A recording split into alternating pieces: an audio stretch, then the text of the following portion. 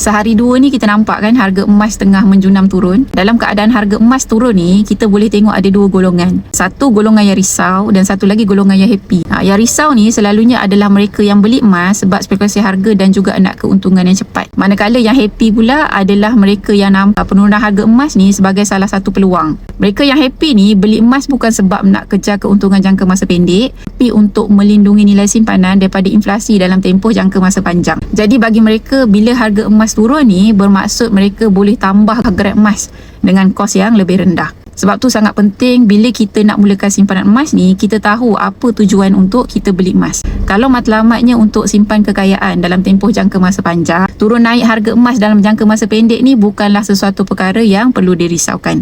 Okey, semoga perkongsian saya bermanfaat bagi tuan-puan yang nak mulakan simpanan emas fizikal untuk selamatkan kekayaan jangka masa panjang. Boleh tinggalkan maklumat, nanti saya akan bantu tuan-puan guide step by step bagaimana untuk bermula, insya-Allah.